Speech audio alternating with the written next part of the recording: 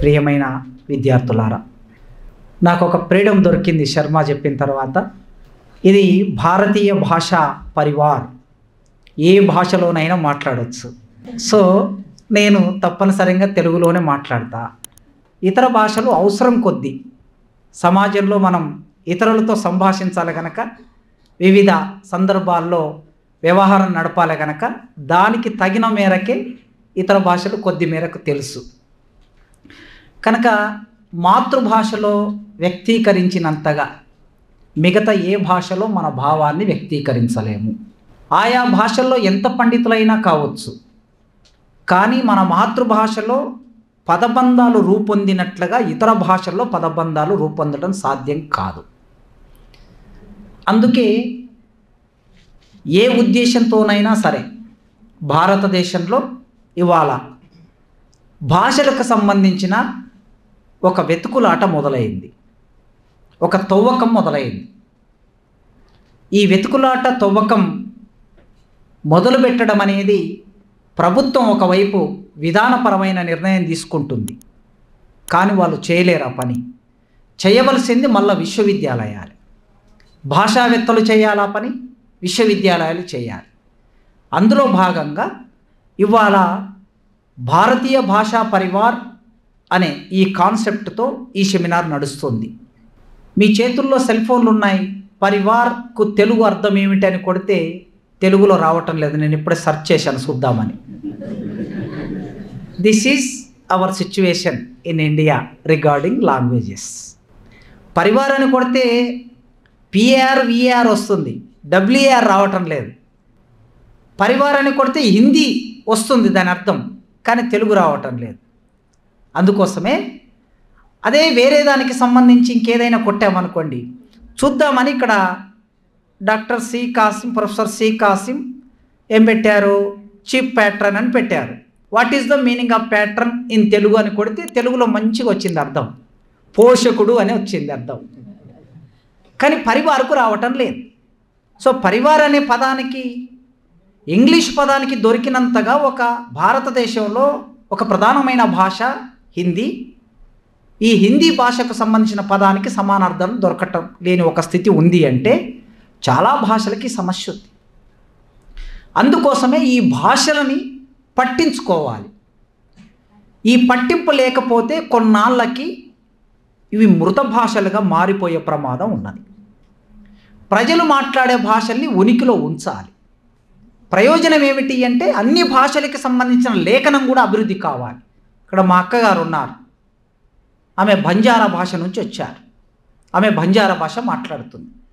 ఆ భాషకు సంబంధించిన లిపి అభివృద్ధి కాలే. కానీ ఆ భాష మాట్లాడే ప్రజలు ఈ దేశంలో నాకు తెలిసి కనీసం ఒక 4-5 కోట్ల మంది ఉంటారు మొత్తం భారతదేశంలో. ఒక్క తెలంగాణ రాష్ట్రంలోనే 30 లక్షల మందికి పైగా ఉంటారు, దేశవ్యాప్తంగా కూడా.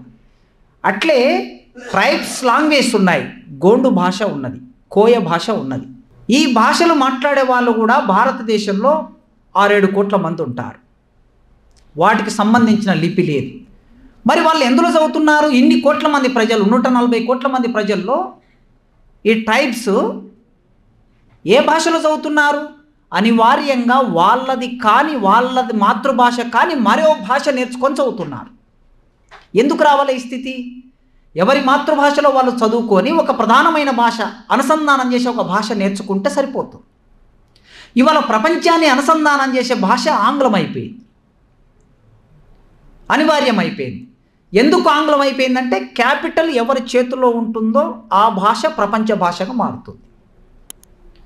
పాలన ఎవరి చేతిలో ఉంటుందో ఆ భాష ప్రపంచ భాషగా మారుతుంది. Language is the one of the dominating feature అని చాలామంది భాషా శాస్త్రవేత్తలు, మార్క్సిస్ట్ అవుట్లుక్ కలిగిన వాళ్ళు చెప్తూ ఉంటారు. భాష ఆధిపత్యాన్ని చెలాయించే ఒక సాధనము.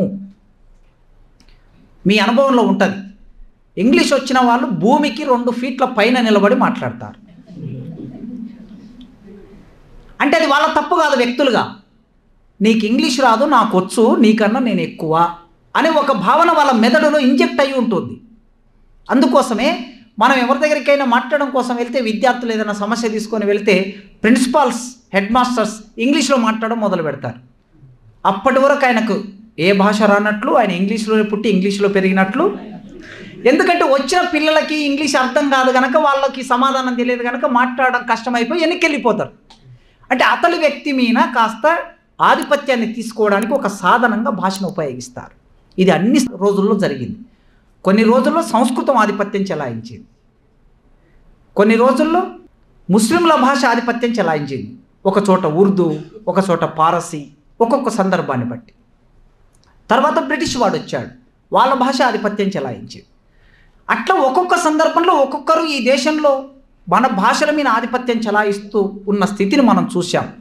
ఇవాళ తెలుగు మృత భాషగా అయిపోయే ప్రమాదం ఉంది అని అంటున్నారు. అది ఎంత నిజమో తెలియదు, కానీ మనం రక్షించుకోవాల్సిన బాధ్యత ఉంది. ఒక 15 కోట్ల మంది ప్రజలు మాట్లాడే భాష తెలుగు. ఆ తెలుగును రక్షించుకోవడం మన తక్షణ కర్తవ్యం. ఇవాళ ఈ కార్యక్రమాన్ని మన మిత్రులు పెట్టారు, నన్ను ప్యాట్రాన్ అన్నారు. కాలేజీ ప్రిన్సిపాల్ కనుక టెక్నికల్గా నేను ప్యాట్రాన్. నిజానికి దాని అర్థం ఏంటిందంటే స్పాన్సరర్ అని ఉంది. నేనేం స్పాన్సర్ చేయలేదు, వీళ్ళకి ఒక్క పైసా కూడా ఇవ్వలేదు, కానీ టెక్నికల్గా పెట్టారు. నేను యాజ్ ఎ ప్రిన్సిపాల్గా ఈ సెమినార్ మంచిగా జరగాలని కోరుకుంటాను. మీరందరూ హాజరైన విద్యార్థులందరూ ఈ భాషలకు సంబంధించిన విషయాన్ని లోతుగా అర్థం చేసుకొని ఇక్కడితో వదిలేయకుండా రేపు పరిశోధనలోకి వెళ్ళాలి. మీరు పరిశోధనలోకి వెళితేనే ఇప్పుడు బహుశా నేను అనుకోవడం ఫండింగ్ బాగా వస్తుంది రానున్న రోజుల్లో. పరిశోధన చేసే వాళ్ళకి లాంగ్వేజ్ ఏరియాలలో భారతీయత అనే భావనలో పరిశోధన చేసే వాళ్ళకి ఫండింగ్ వస్తుంది. దానికి తగిన నైపుణ్యాలను పెంచుకోండి. ఇక్కడ ఎంఏ లింగ్విస్టిక్స్ సంబంధించిన విద్యార్థులు ఎంతమంది ఉన్నారో చేతులు ఎత్తండి. MA linguistics hard 10 to 15 members ఉన్నారు. అంటే ఇంటేక్ 45 అంతేనా బాలనాయక్ గారు? 32 ఇంటేక్ అంటే 64 మెంబర్స్ ఉంటారు. ఫస్ట్ ఇయర్ సెకండ్ ఇయర్ కలిసి 64 మెంబర్స్ ఉంటారు. 64 మెంబర్స్ వస్తే ఈ హాల్లో ఇతర వాళ్ళకి చోటు ఉండకూడదు లెక్క ప్రకారం. నా సవినయమైన మనవి అనుకోండి. ఇది మీ భాషాశాస్త్రం విద్యార్థులు, మీ ఫ్రెండ్స్ ఎవరైతే ఉన్నారో వాళ్ళు తప్పనిసరిగా క్లాసులకు రావాలి. ఇంత ప్రామాణికమైన టీచర్లు మీ దగ్గర ఉన్నారు. చేకూరి రామారావు గారు ఈ శాఖలో పనిచేశారంటే మా అందరికీ ఎంత గౌరవభావం. చేకూరి రామారావు గారు ఆధునిక భాషని ఎట్లా ప్రయోగించాలి, కవిత్వంలో, స్త్రీవాదంలో, విప్లవంలో, అభ్యుదయవాదంలో, అస్తిత్వవాదంలో, తెలంగాణ వాదంలో ఆ భాషను ఎట్లా ప్రయోగించారో అద్భుతంగా చెప్పారు ఆయన. అట్లాంటి వాళ్ళు ఉన్న డిపార్ట్మెంట్లో లింగ్విస్టిక్స్ చదవటం అంటే ఎక్కడికి వెళ్ళినా జాబ్స్ వస్తాయి ఈ రోజుల్లో. కానీ మరి ఎందుకు అంత అనాసక్తిగా ఉన్నారో అర్థం కావటం లేదు. దయచేసి అధ్యాపకులకు చెప్తున్నాను, ఆ డిపార్ట్మెంట్ స్టూడెంట్స్ చెప్తున్నాను, రేపు జరగబోయే పరీక్షల్లో అటెండెన్స్ లేని వాళ్ళు మీరు పరీక్ష రాయలేరు. మీరు ఏమన్నా చేసుకోండి, పరీక్ష రాయలేరు. మరి ఇంత అన్యాయం అండి. ఒక డిపార్ట్మెంట్ సెమినార్ పెడితే సెమినార్కు కూడా రాలేని విద్యార్థులు ఉన్నారంటే ఇక ఈ డిపార్ట్మెంట్లో ఏమనాలి? కనుక దయచేసి మీ ఫ్రెండ్స్కి మీరు కమ్యూనికేట్ చేయండి. ఇట్లాంటి సందర్భాల్లో మీరు ఉండాలి, వినాలి, నేర్చుకోవాలి. మీకోసమే సెమినార్ ఇది. నాకు ఈ అవకాశం ఇచ్చిన లింగ్విస్టిక్స్ డిపార్ట్మెంట్కి పేరు పేరున ధన్యవాదాలు తెలియజేస్తూ ముగిస్తున్నాను.